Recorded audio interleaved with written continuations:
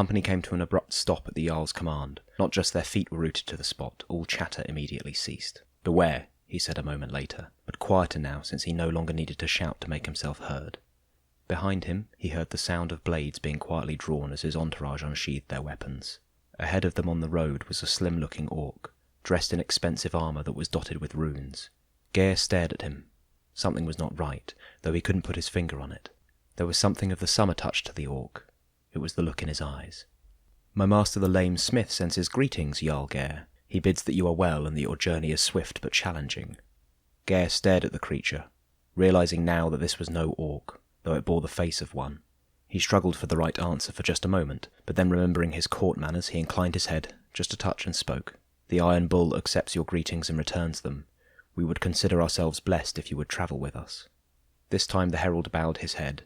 "Alas, I cannot, for my master bids me return swiftly when the message is delivered." "Speak then. We will hear your message," he responded, but the creature only shook his head. Instead he approached the band, and without saying another word, withdrew an ornate scroll case and offered it to the Jarl. Along, his Godi, stepped forward and took the case. Gare kept his gaze firmly on the newcomer, but the being had already turned and was walking away. Either end of the case was decorated with ornate filigree in the shape of an owl. Along removed one, pulled the yellow parchment clear of the case, and swiftly read through it, once and then a second time. Once the priest was certain he had the right cadence, he began to orate. "The lame smith challenges Jarl Gare, the Iron Bull. The people of the Mark are gathering at Anvil, preparing to pit their skills against each other for a prize, a great shield. The Reeve of the Summer Lands defies the Jarl and his warriors to enter their contest and win this worthy shield for the Yatun." A murmur of excitement coursed through his warriors at the news. This was a challenge worthy of a Jarl. Perhaps there would be more honour here than this thrall's errand had first offered. Nearly 40 Imperial military captains supported the efforts to escort the freed orcs to Skarsind. The military captains received support from the Winter Sun, heralds of Irahara, and the Great Forest Orcs and Briars. The military captains have received rewards due to the Imperial Orc National Assembly passing a mandate. As discussed last season, a great many orc slaves who were freed during the sack of Duftraig were lost throughout the Empire while attempting to make their way to their new homes in Skarsind. Scattered from one end of the Empire to the other, the task of locating them all and escorting them to Skarsind appeared monumental. Luckily, the heroes of the Empire rose valiantly to the task of finding them and getting them safely to their new homes. Nearly 40 captains of military units volunteered for the task, working alongside bands of Imperial Orc soldiers from the Winter Sun. Though overwhelmingly made up of Imperial Orc captains, only the Navarre did not directly contribute to the rescue effort, no doubt having their hands full with the Valorn. Notable help is provided by the Great Forest Orcs and their human allies, after their offer of assistance was approved by the General Assembly. The Imperial Orc Assembly further requested that any preachers able to do so travel with the Orcs and Briars of Thurunin, an arrangement that worked surprisingly well once the preachers had accepted that the Great Forest Orcs were not interested in discussing religion. To the surprise of some, the Briars travelling as part of these mixed bands were more than happy to talk about matters of spirituality with the Imperial Orc preachers, provided the topics remain restricted to the nature of the spirit and virtues such as pride, courage, and loyalty. Despite a few careful attempts to broach the subject, the Briars would not speak of their blasphemous beliefs about anarchy, although they were more than happy to talk about imperial politics and the need for every citizen to enjoy liberty, dignity, and prosperity. Further assistance was provided by heralds of the Golden Hair, who are currently enjoying the benefits of amity. While no more than a score of Papa Otek's emissaries appeared active in the Empire, they proved adept at finding small groups of orcs who had wandered into dangerous environments, especially those who had become lost in Hercynia, Bregasland, Calavesa, and the forests of Temeshwar. Every Imperial Orc who owns a business, farm, forest, or herb garden gains 1 rank of production until the start of the Winter Solstice 383 YE. Working together, the various groups were able to account for all the former Orc slaves known to have been recovered from Duftraig, and bring them to Gildenheim, where the civil service have been busily helping them to find new lives. Perhaps 150 or so immediately set out for Astolat, where the Winter Sun were billeted. The offer of a parcel of land in return for military service is a keen motivator. The remainder have sought out opportunities for employment across the territory. A few have chosen to join the communities of the Orcs who help them directly, while others have been recruited by Orc business owners, foresters, farmers, and herbalists across Skarsind. A handful have sought admission to the College of Warcasting, and few, no doubt inspired by the preachers who helped rescue them, have sought training at the Legion's rookery. Perhaps 20 in all have thanked the Imperial Orcs for the offer of a home, but declined and instead returned to Thurunin with the Orcs of the Great Forest. Regardless of where they have ended up, this influx of new citizens has proved to be a boon to the Imperial Orcs. Every Imperial Orc who owns a business, farm, forest, or herb garden will gain 1 rank of production for 2 seasons after the summer solstice as the newcomers settle into their new lives. Construction continues on the Holt of the Oak in Lower Tarn Valley. The Great Forest Orcs once again offer to help with the construction of an embassy. A delegation from the Great Forest tribe is expected to arrive in Anvil during the summit. The Imperial Consul, Skywise Fowl, is officially responsible for dealing with the Great Forest Orcs. The Great Forest Orcs have been busy. The majority of their warriors, those who can still carry their spears, have gone to aid the Navarre in Broceliande. Another large contingent, including many of those who have been travelling the trods alongside their hosts, have spent the last several months working with the Imperial Orcs to help the scattered refugees from Duftraig make their way to Skarsind. The remainder continue their lives in the Lower Tarn Valley, building, working to raise their crops and their families, and slowly but surely making Thrunin their home. Construction continues on the Halt of the Oak. All of the required resources to complete the fortification have now been provided to the tribe, and work continues apace. If nothing changes, the Weirwood Castle would be completed shortly before the winter solstice. The Orcs of the Great Forest are already making preparations to move many of their people within its walls when they take control of the structure. A small delegation from the Great Forest is believed to be attending Anvil during the coming summit. As usual, there are no details as to the nature of the delegation, nor exactly when it will arrive. The closest estimation the civil service are able to provide is probably Saturday afternoon. On a related note, the suggestion to the Empire that they might wish to build a formal embassy remains on the table, although as before, Chief Valak has indicated that if the embassy has not completed a construction by the start of the winter solstice, he and his fellow Orcs will take it as a clear sign that their relationship with the Empire should continue to be on an entirely ad hoc basis. Chief Valak is the war chief of the Great Forest Orcs and may be contacted by winged messenger at the Great Forest Encampment, Lower Tarn Valley, Thrunin.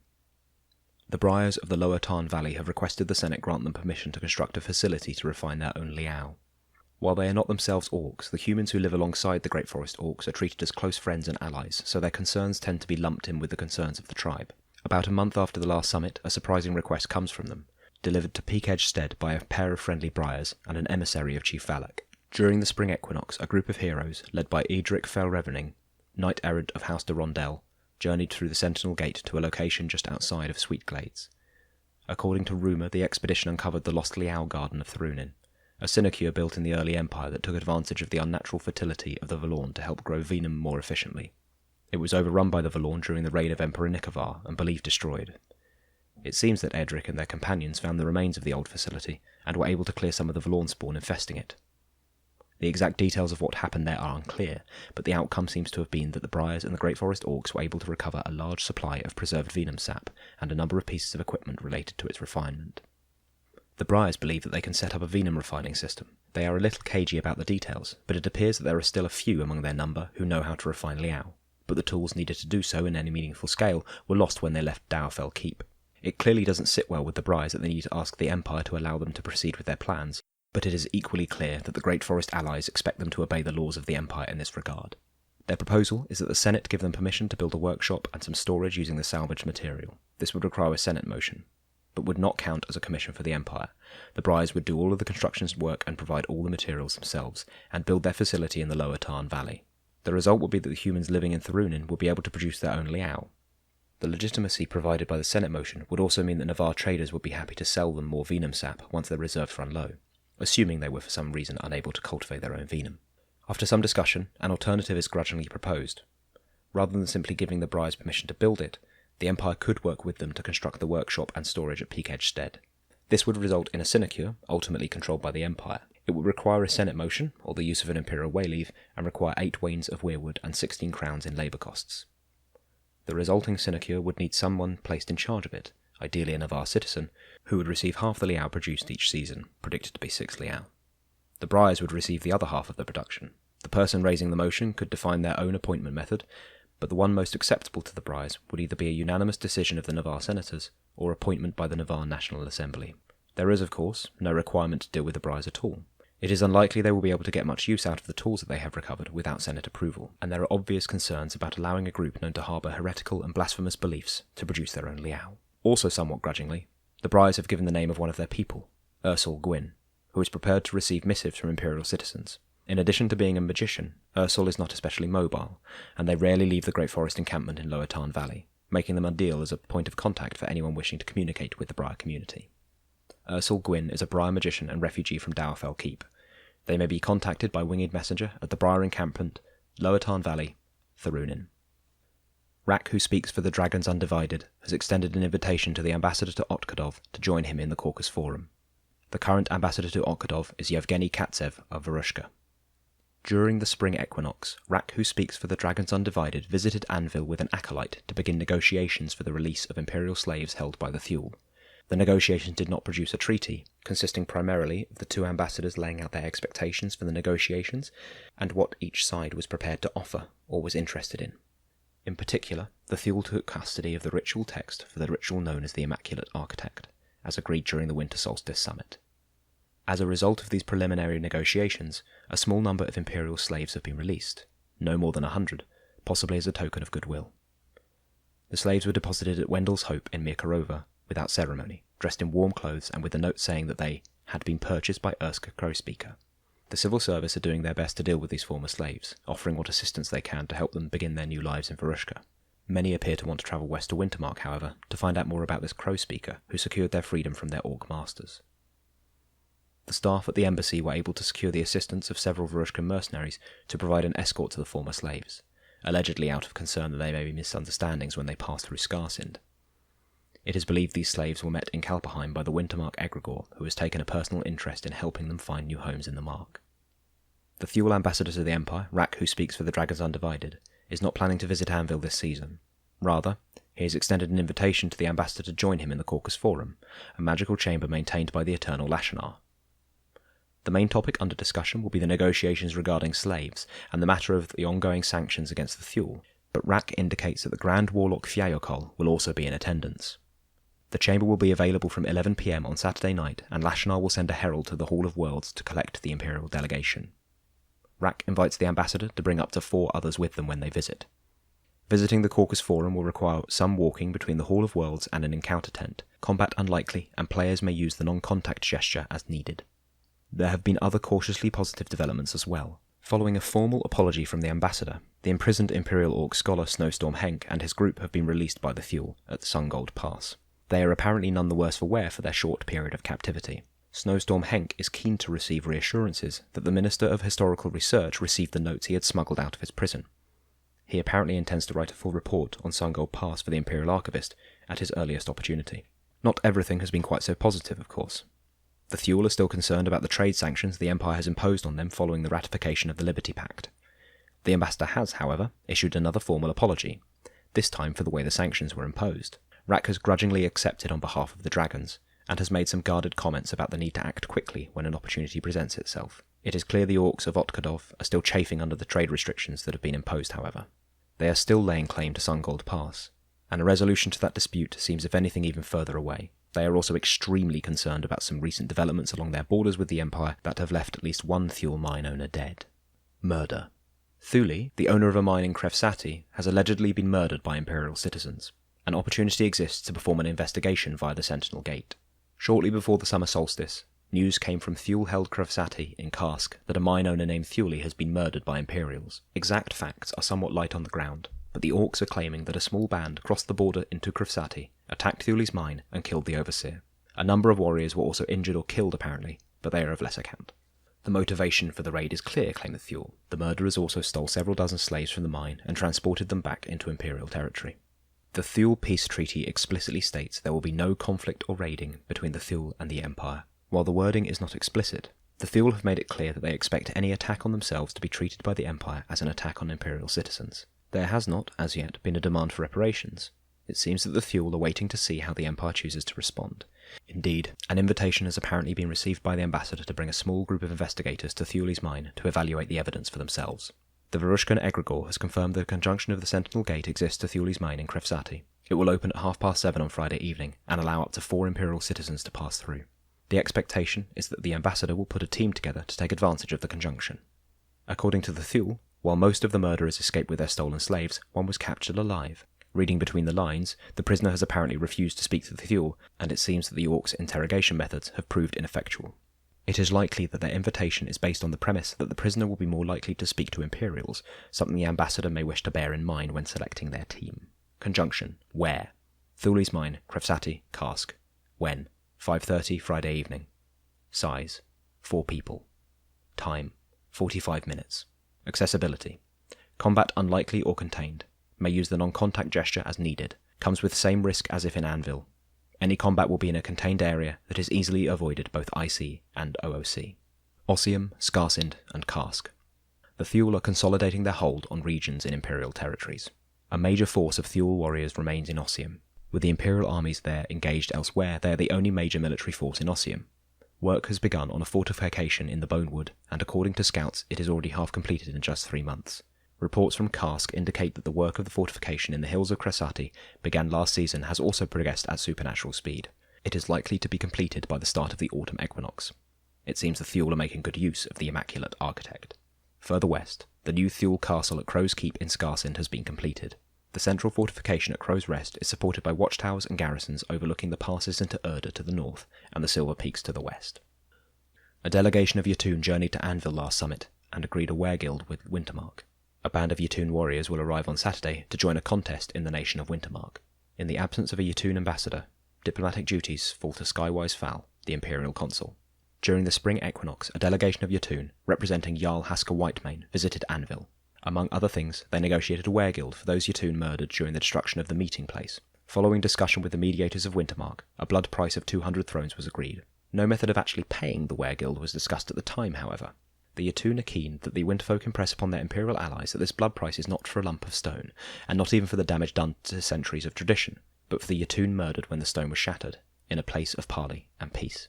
Shortly after the spring equinox, however, a small group of Yatun cross the ford of Berison and approach Atalak under a flag of truce. They are on their way to Anvil, but before making the long trek south, they disclose the reason for their delegation to the Winterfolk. Among the people of Wintermark gathered in Anvil, a contest has been held in the last year to claim ownership of a finely crafted shield. The bouts to decide who claims the item will begin at 3 p.m. on the Saturday of the summer solstice. Word of the contest has evidently reached the Yatun by some means. There is a story about an owl with iron feathers bearing news of the contest, but that is most likely a metaphor. It appears that a team of Kirkya warriors have been sent to compete against the Winterfolk. Led by Jarl Geir, the Iron Bull, the warband has already beaten other Yatun challengers to claim the right to journey to Anvil. Jarl Geir has made it abundantly clear that the team of warriors he leads are there for the contest and have no interest in partaking in any forms of negotiation, nor will they take messages back to the Jarl of Kirheim. However, they have also explained that they have a diplomatic mission as well as a mission to engage the Winterfolk, meaning they are due the protection granted to any barbarian delegation with a diplomatic mission, as per imperial law. They have been charged with collecting the wereguild the Empire has agreed to pay for the murdered Yatun. They anticipate taking all 200 thrones back to Kalsi with them when they leave, or possibly not. As they point out, it is not too late to simply hand over the murderers, all the murderers, to face Yatun justice rather than pay the wereguild. The spy network in the Mountains of the Moon has been dismantled. The spy network in Sark was completed less than a year ago, and now it has gone. Last season, the Empire received word that the orcs and humans who live in the Mountains of the Moon have discovered its presence, although how they became aware of it is still unclear. They immediately increased their vigilance along their borders, and sent out many new patrols looking for people who did not belong. The various caches, hides, and secret camps created in the Mountains of the Moon were systematically located and broken up. The spy network is gone. And then nothing. Without the spy network, there is obviously no way to know what is going on in the Mountains of the Moon, and the people who live there have made no effort to contact anyone outside their mountainous borders. The Grendel have requested that the Imperial Senate grant the Imperial Fleet Master the authority to deal with them as an ambassador. Amending the title would require a Senate motion. The Grendel continue with their invasion of Feroz, and the Empire has retaliated with a convincing challenge to Orc supremacy in the Bay of Katazar. A fortnight before the summer solstice, a message is received in Sarvos, apparently dispatched by order of Salt Lord Morvain of Vorlach. It suggests that before any further negotiation between the Grendel and the Empire can take place, a formal ambassador must be recognised. There must be someone in a position of authority to discuss the surrender of Feroz, after all. The Grendel are not interested in embassies and such rubbish at this time.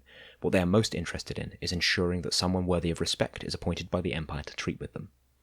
They have had enough of dealing with committees and people with dust and mud in their veins. They suggest that if the Empire wishes to have any diplomatic contact with the Grendel, they appoint the Imperial Fleet Master, currently Esteban y del Rio Blanco Higuera, as ambassador to the Grendel in recognition of his audacity, ambition, and cunning.